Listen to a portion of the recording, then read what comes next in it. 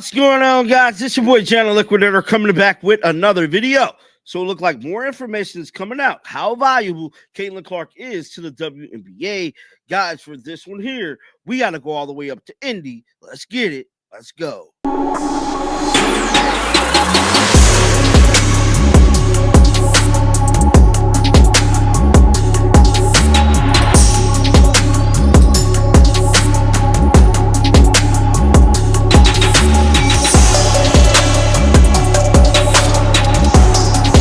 One of the biggest questions of it all.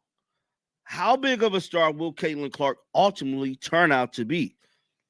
How many fans will actually transition over to the WNBA? And will they actually make profit to pay back these NBA owners? Now, I know that is the biggest question of it all, man. A lot of people, in the media world want to know, is Caitlin Clark just a phenomenon, or is she the real deal Holyfield? Now, we know that we like to compare her to the likes of a Michael Jordan, a Tiger Woods, a Taylor Swift, but at the end of the day, no one really knows how far Caitlin Clark can take the WNBA, and no one really knows, is she really the real deal? Now, I'm here to tell you, based off everything I have learned, I have gauged since I've been covering Caitlin Clark, I've been saying she's the real deal, bro. Like, she's Michael Jordan, dog. Like, her rookie year alone should let you know she's not just a normal basketball player. The young lady came in breaking damn near every record the WNBA had for a rookie. If not, she did break every record the WNBA has had for a rookie. This young lady is by far the hottest basketball player in the world, and I feel like she's definitely a generational talent. Now, Colin Cowherd was on a podcast, and he asked the same question as well. Do he feel as if Caitlin Clark is just a superstar, or do she have enough star power to actually help this league make some money? Because that's the biggest question. Is Caitlin Clark big enough to help the league make some money finally? I believe she is. I definitely believe she is. But with all that being said, I'm done talking. Let's check out what Colin Cowherd had to say. Roll the footage, man. I want to talk WNBA. I'm kind of fascinated by it because the WNBA did not make a lot of money.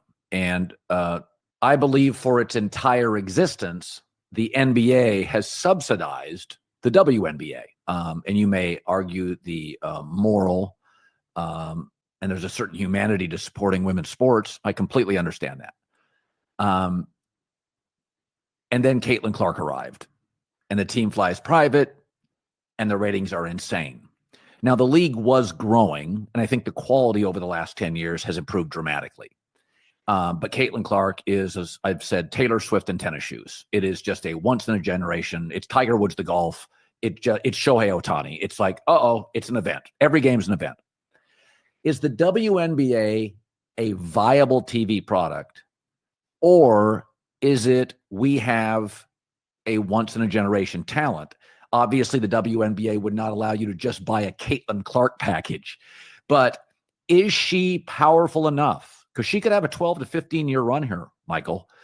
Is she powerful enough? A singular star with a little bit of a Magic Larry Bird quality because of Angel Reese. That absolutely helps. There was a story we could follow. Us Americans, we love our stories. We love the journey. Angel Reese is part of this. Is that over the next 15 years going to be a viable TV product, or do we just have a megastar and that's all it is? So it's both those things. And I know it's always sort of a cop-out answer when you give somebody an either or choice and they say it's both. But I do think in the WNBA, it's both something that was growing and viable and becoming more viable by the year. And then you injected into that a once in a lifetime talent in Caitlin Clark, who I think is very obviously the overwhelming number one factor in the growth of WNBA viewership last year. I think when we looked at Indiana Fever games versus all other WNBA games last year, the Caitlin Clark games were doing triple the viewership of the rest of the league. And that is a Tiger Woods level of impact. I don't know that there's ever been anybody in team sports, even Michael Jordan, where you would look at their games and see them doing triple the average of the rest of the league. So I do think a big part of it is that once in a lifetime phenomenon of Caitlin Clark, and we should just acknowledge the obvious and, you know, make it clear that she is plainly the driving force behind the growth of the league. Yeah. But at the same time, if God forbid Caitlin Clark had a career-ending injury, she were out of the league, if Caitlin Clark just were taken out of the equation, I still think the WNBA would be on a growth trajectory, and it wouldn't be the kind of exponential growth that we saw last year. But this is a product that was moving forward pretty steadily prior to Caitlin. And even now, if you look at the collegiate level, seeing growth, Yes. ESPN seeing some growth. You've still got this next generation of superstars. That's Juju Watkins here in LA. It's Paige Beckers in Connecticut, right? Like, we're still seeing progress post Caitlin. And it makes me think that, like, obviously she's the catalyst. She's what drives the explosion of interest. I think sometimes we overstate the idea that it's more than Caitlin, but there was a growth curve there before. And I think it would Yes. continue even if we were somehow in a post Caitlin.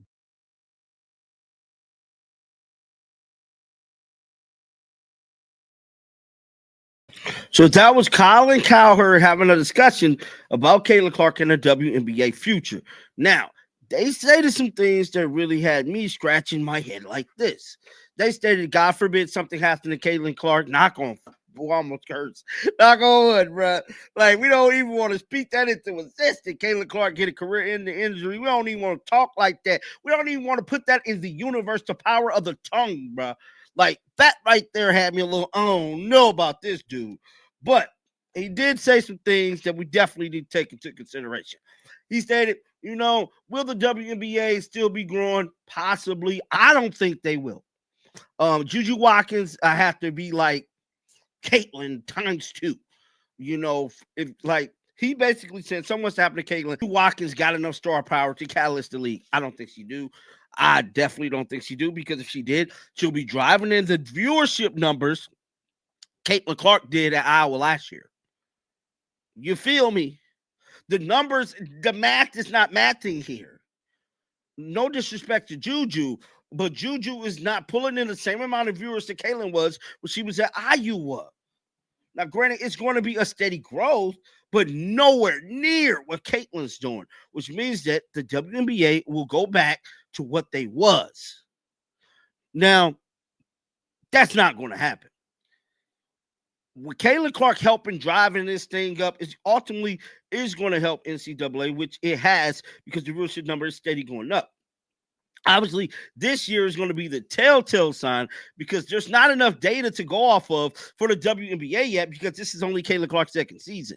Now, my theory is I believe it's going to be way bigger than what it was last year, because YouTubers like me and other YouTubers across this world has been covering Caitlin Clark steadily, bringing in more viewers to help this thing grow. So I believe this whole explosion with Caitlin Clark is going to be way bigger than what it was last basketball season in the W. This thing is going to be times 20.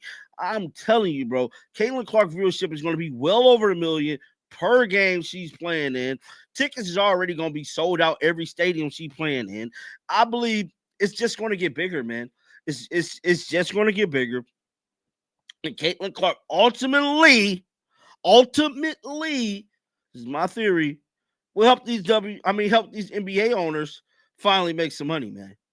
But I want to know y'all thoughts down in the comment section right now about all of this. Keep them bells on, because you know what? It's going to be a lovely day. And like always, man, until next time, shake the haters off. I'm out of here, baby. Peace out.